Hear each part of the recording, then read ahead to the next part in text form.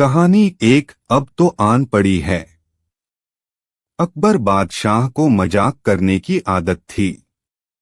एक दिन उन्होंने नगर के सेठों से कहा, आज से तुम लोगों को पहरेदारी करनी पड़ेगी। सुनकर सेठ घबरा गए और बीरबल के पास पहुंचकर अपनी फरियाद रखी। बीरबल ने उन्हें हिम्मत बंधाई। तुम सब अपनी पगड़ियों को पैर में और पायजामों को सिर पर लपेटकर रात्रि के समय में नगर में चिल्ला चिल्लाकर कहते फिरो, अब तो आन पड़ी है। उधर बादशाह भी भेष बदलकर नगर में गश्त लगाने निकले। सेठों का यह निराला स्वांग देखकर बादशाह पहले तो हंसे, फिर बोले, यह सब क्या है?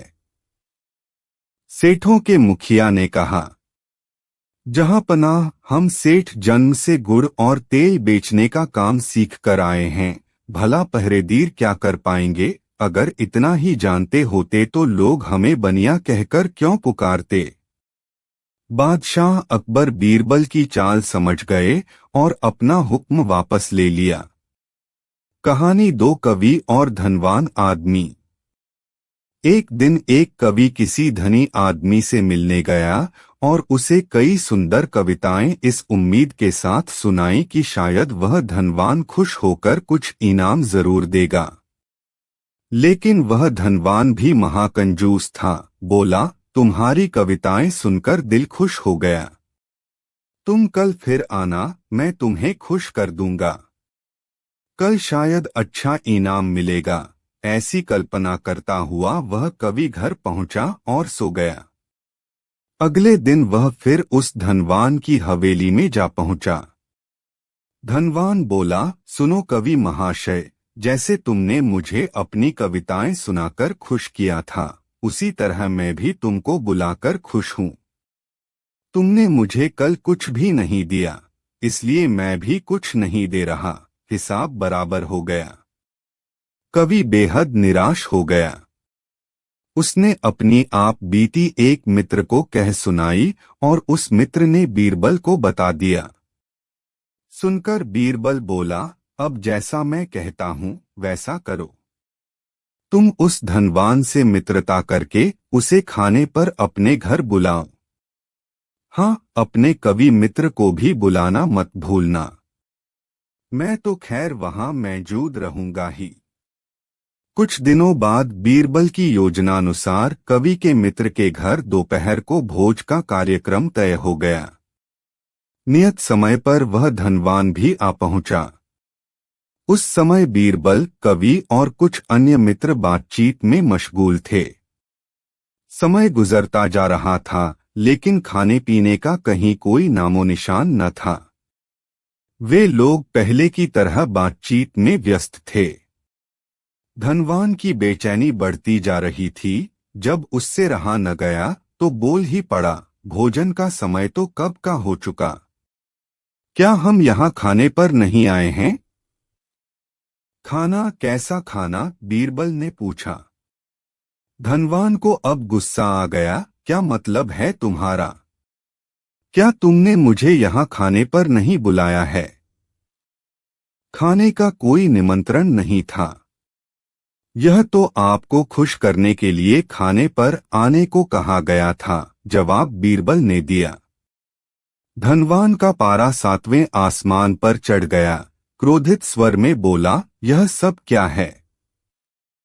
इस तरह किसी इज्जतदार आदमी को बेइज्जत करना ठीक है क्या? तुमने मुझसे धोखा किया है। अब बीरबल हंसता हुआ बोला, यदि मैं कहूं कि इसमें कुछ भी गलत नहीं तो तुमने इस कवि से यही कहकर धोखा किया था ना कि कल आना, सो मैंने भी कुछ ऐसा ही किया। तुम जैसे लोगों के साथ ऐसा ही व्यवहार होना चाहिए। धनवान को अब अपनी गलती का आभास हुआ और उसने कवि को अच्छा इनाम देकर वहां से विदा ली। वहां मौजूद सभी बीरबल को प्रशंसा भरी नजरों से देखने लगे। कहानी 3। बादशाह और उसके 2 पुत्रों को नदी में नहाने का शौक था। बीरबल भी कभी कभी उनके साथ नदी जाता था, पर कभी नदी में नहाता नहीं था। बादशाह और उसके दो पुत्र एक दिन बीरबल के साथ नदी में नहाने गए और नदी में नहाने लगे। बीरबल नदी के किनारे जाकर बैठ गया और बादशाह और उनके पुत्रों के वस्त्रों की नदी किनारे रखवाली करने लगा। बीरबल ने उनके वस्त्र अपने कंधों पर टांग लिए। बादशाह को बीरबल को हमेशा से छेड़ते रहने की आदत थी। नदी में खड़े खड़े बादशाह सलामत ने बीरबल को छेड़ा और कहा कि ऐसा लगता है कि तुम्हारे कंधों पर एक गधे का बोझ लदा है। बीरबल भला कब चुप रहने वाले थे, तुरंत बोले, हुजूर, एक नहीं दो नहीं तीन गधों का।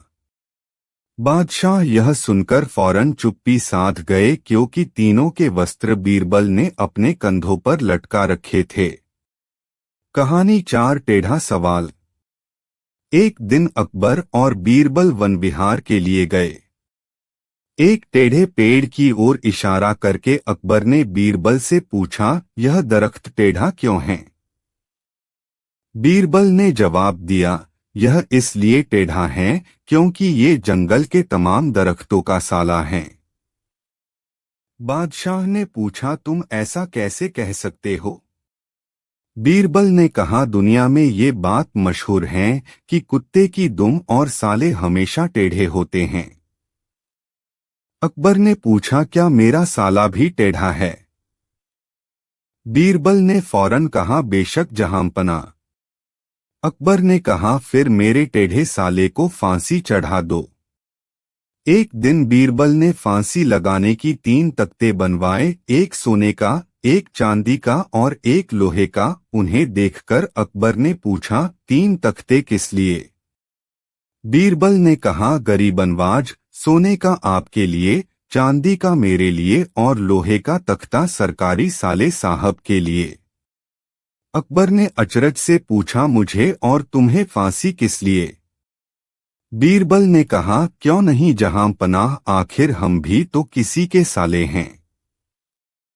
बादशाह अकबर हंस पड़े। सरकारी साले साहब के जान में जान आई।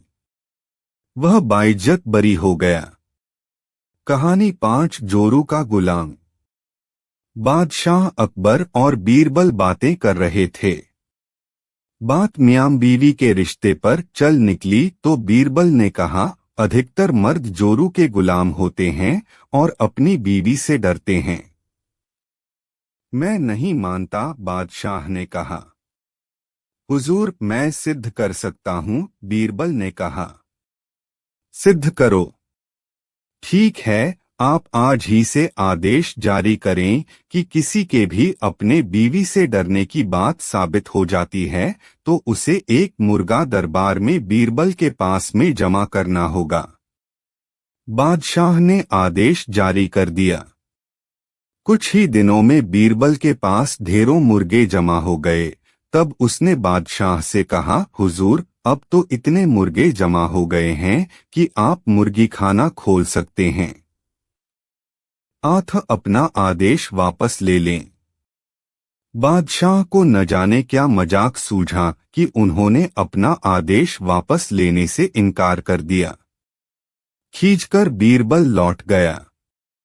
अगले दिन बीरबल दरबार में आया तो बादशाह अकबर से बोला, हुजूर, विश्वसनीय सूत्रों से पता चला है कि पड़ोसी राजा की पुत्री बेहद खूबसूरत है। आप कहें तो आपके विवाह का प्रस्ताव भेजूं। यह क्या कह रहे हो तुम? कुछ तो सोचो। जनाना खाने में पहले ही 2 हैं। अगर उन्होंने सुन लिया तो मेरी खैर नहीं, बादशाह ने कहा। हुजूर, 2 मुर्गे आप भी दे दें, बीरबल ने कहा। बीरबल की बात सुनकर बादशाह झेंप गए। उन्होंने तुरंत अपना आदेश वापस ले लिया। कहनी 6 जीत किसकी? बादशाह अकबर जंग में जाने की तैयारी कर रहे थे। फौज पूरी तरह तैयार थी। बादशाह भी अपने घोड़े पर सवार होकर आ गए। साथ में बीरबल भी था। बादशाह ने फौज को जंग के मैदान में कूच करने का निर्देश दिया। बादशाह आगे आगे थे, पीछे पीछे उनकी विशाल फौज चली आ रही थी।